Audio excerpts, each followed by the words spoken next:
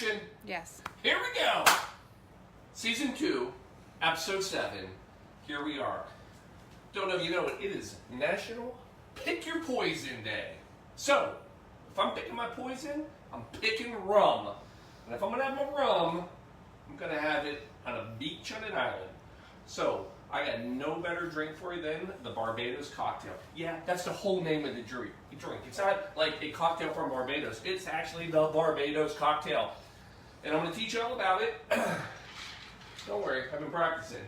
So, let's head on into the Blue Monkey Quarantina bar, where the only business is monkey business. And cats and dogs, apparently. So, yeah, let's rock and roll.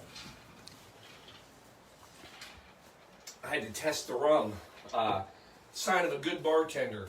One that tests all the rum constantly, all day, which I've done. So, you're welcome. I'm just here to protect you. All right, so the Barbados Cocktail. So first of all, if you've never been to Barbados, you got to go. By the way, I've already tagged, we don't have a guest here, but we have a guest. We got Mario from Barbados, who really introduced Shelby and I to so much of Barbados. So Mario, thank you for that. I'm gonna share a little bit. Hopefully I won't screw it up too bad. I'm gonna screw it up, just not too bad. One of the coolest things, though, if you're in Barbados, is they have all these rum shacks, and they're everywhere. The count that I got, it seems like these are like one-room buildings, all right, and they're just speckled in all the little towns and neighborhoods and villages along the roads. There's like 1,500 of them. Shelby and I made it to like 900 of them while we were there. No, we didn't. But there are like 1,500 of them. And to just put that in perspective, Barbados is only 16 miles long by 9 miles deep. I mean, they're everywhere. And you go in, you order something to drink, but you don't go in and order a cocktail. You buy a bottle of rum, and then you buy some stuff, and you sit and you mix and drink it. And they have all different sizes of bottles, so you can go alcoholic or just get the little bottle. But it's awesome, it's great. And when I think of rum, I think of Barbados. And when I think of Barbados, I think of rum. So it really works out well for me. So anyway, that's our drink tonight. So why is it called the Barbados Cocktail? Well, because we have two things in it. One, we have, we're going to use Barbados rum, not gay, oldest rum in the world. And then we have this other ingredient tonight called Velvet Falernum. And now, Velvet Falernum is actually made in Barbados. This is Velvet Falernum. Now, what is it? So go back 1800s, 1820-ish, and it was actually created there. Basically, it's rum that's distilled down with other ingredients, spices, fruits. Now, there's all sorts of recipes. The most common, everybody agrees, there's always lime zest, there's always ginger, maybe some cloves, and some almond extract. And when you distill it down, you end up with this great... Now here's the thing, this is the alcoholic version, because I'm an alcoholic. Not high proof, 11%, something like that. You can get this in a non-alcoholic version. It's a syrup. And you're welcome to use that if you're trying to watch your intake. I guess, I don't know. You shouldn't be on. You should, if that's a concern of yours, by the way. But anyway, you can get it either way. And but this is straight out of Barbados, and it's a very common mixer for any sort of tiki drink. As a matter of fact, when we, at some point, we're going to end up doing the zombie, you got to have this for the zombie. Now, that's the one ingredient. The other one I already told you, we need to have a good rum. And when I say good rum, I don't mean just any rum. You need a good level. Not the white, clear, not an amber. You want a dark rum. Yeah, so there's all sorts of rums. You probably don't know that, but there's white, there's amber, there's, oh, hold on. You know what? There's probably a better, yeah, I think I have it. Did I? No? Did I forget I have them in my pocket sometimes. Yeah, so a lot of people don't know it, but so here's a handy pocket guide on rum in case you're curious for the evening. So there's all sorts of rums. You've got white clear. Now, where are you going to use it? Now, here's the thing about where. Typically, when you've seen these pocket guides before, I tell you where it's made. Irish whiskey, made in Ireland. Scotch, Scotland. Tennessee whiskey, Tennessee. And then when you talk about tequila, it's different spots, like tequila. The funny thing about rum, it's made everywhere. So there's no really certain rum to certain spots. So the way this chart was created is it tells you where you'll find it in a drink or somewhere else. So white clear, it's going to be a simple cocktails, mojitos, pina coladas, something a light flavor. You want everything else. The other thing is, the cat wants the rum. Now it is made with sugarcane syrup or molasses. It'll be aged anywhere from 3 to 6 months. Stainless steel, and it'll be filtered. That's why it's clear. Now, go to your gold or pale rum. Now, again, cocktails, baking, it's going to have a little more flavor. It's still with syrup or molasses. Now, this could be months to a year. Now, this will be normally aged in barrels. That's how it gets a little bit of its color, but don't be fooled. A lot of times, a gold or pale rum, they will add a coloring and a caramel flavoring to get it there. Now, dark rum, which is what we're going with tonight, that's a heavy rum flavor. You're going to taste it. It's typically going to be a molasses base, and it's going to be double distillation. So it's going to be a little stronger, a little more flavor, and it's going to be over a year typically in an oak barrel. Black rum. Black, baking candy. Now, you can drink it. You can drink any alcohol, people. But black, it's thick. It's like, not a tar, but it's up there. Always molasses, triple distilled. And then it's typically cured in charred oak barrels. Navy rum, right? Pussers, remember, we've had that. Cocktails, this is your painkiller rum. If you're making a painkiller, Navy rum. Now, why is it called Navy rum? This is British Navy rum. It's 50% alcohol or higher. So they don't dilute it. A lot of these rums get diluted down to hit a certain proof. It's dark rum, and again, without dilution. That's why it's stronger. They have overproof rum. You remember that from your college days. The old 151. Remember that one? Yeah, that'll kill you. Now, this is really popular in the Caribbean, and it's actually used in flambés and a lot of punches. A lot stronger kick. They actually distill it a second time to remove all those nasty non-alcoholic components. It actually will hit 160 to 190 proof, but in the U.S., they will not allow anything to be sold that's greater than 155 proof, hence all of the 151s that are made. Premium and vintage. So these are sipping rums. Premium, just know this, is typically a blended versus a vintage where they'll have one source. If you see anything that's dark and more of a brown, typically that's been in oak. If it's got a reddish hue to it, it means it's probably been in a sherry barrel. And then these can be aged anywhere from 6 to 23 years. Rum agricole.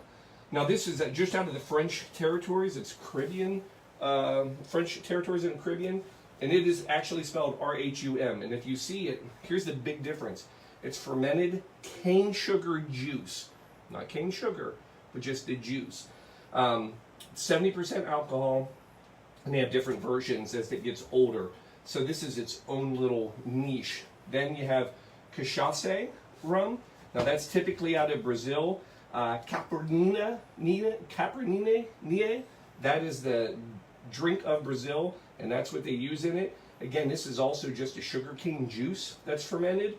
No aging, no barrels. Make it, drink it. I like that attitude. And then the last two, agua diente. That's also known as burning water, so that tells you it's smooth right off of the bat. When you see burning water, also known as fire water, you know you're in for a smooth, easy drinking treat. This is out of Colombia. Now this is not sugarcane syrup, and it's not sugarcane juice. This is actually the sugarcane itself that's fermented. No aging, and they add flavor, typically anise flavoring. And then the last thing, which everybody's had, spiced and flavored rums. Cocktails, you see it used all the time. Captain Morgan, that's our famous one.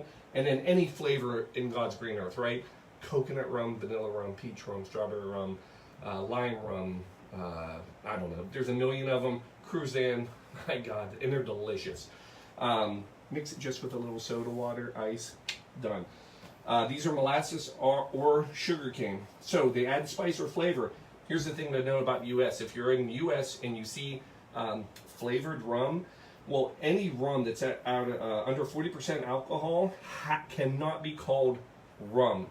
So a lot of times a weaker rum, they will just call it flavored rum, and that designates that it's just under the limit. So, again, I suggest, if you don't have one of these bad boys,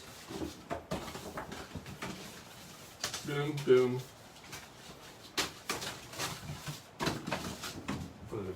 All right, so now you know all about your rums, and it's important because on this one, you want to go to that dark, we're down here, dark rum for our drink tonight. All right, this is good stuff. Now, how do you make it? Well, all in all, remember, always good luck when you spill a little bit of ice. So, I'm a very lucky guy.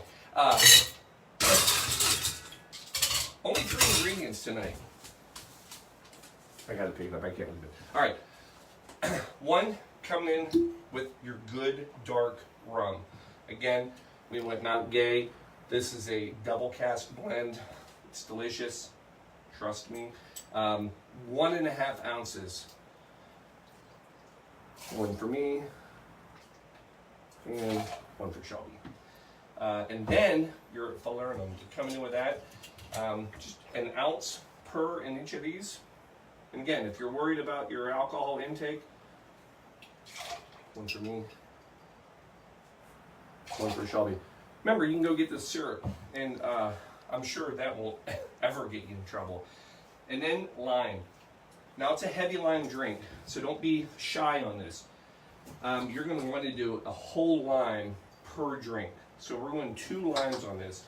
Otherwise, it's just pretty much pure alcohol. Not that there's anything wrong with that, but just know what you're getting.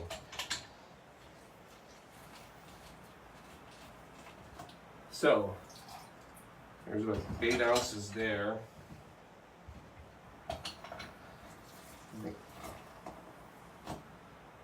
Looks like a quart. And then this guy.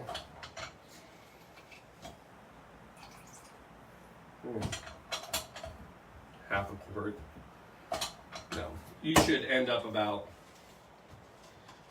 2 ounces, 1.5, 2 ounces per. So I'm going to say 3 to 4 ounces total to do this.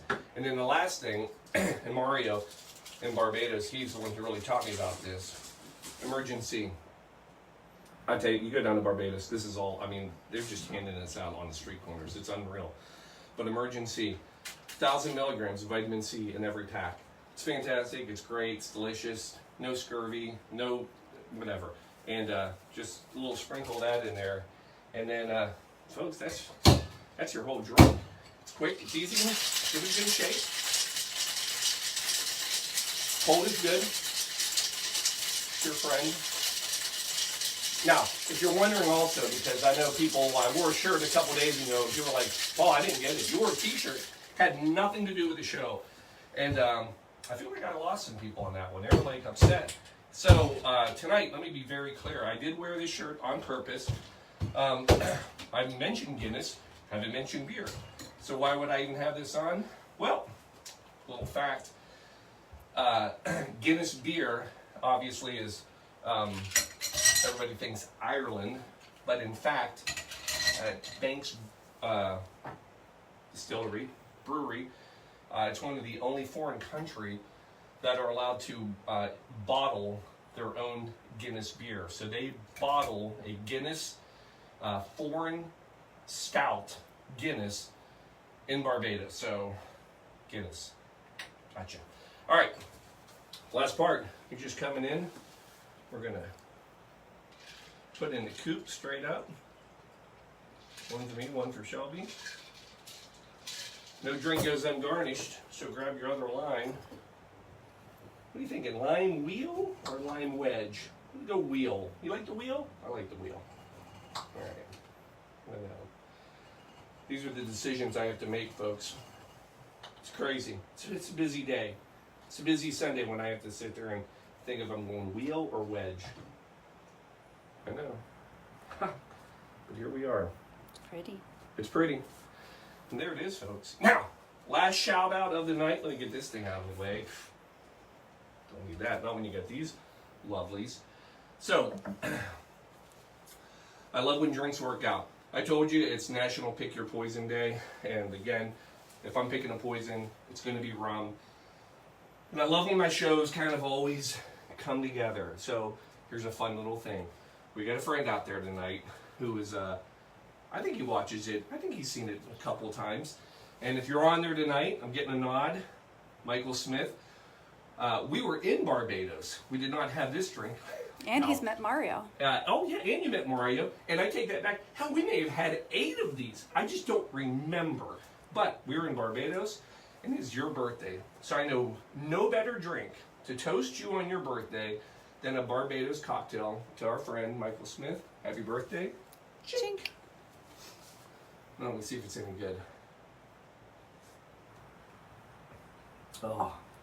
Make sure you have a good rum. The rum comes right through it, but the falernum, it's got a lot of citrus to it, and with the lime, I will easily be able to drink several of these and not have any problem. So, with that, folks, I hope you had a great evening. It's Sunday.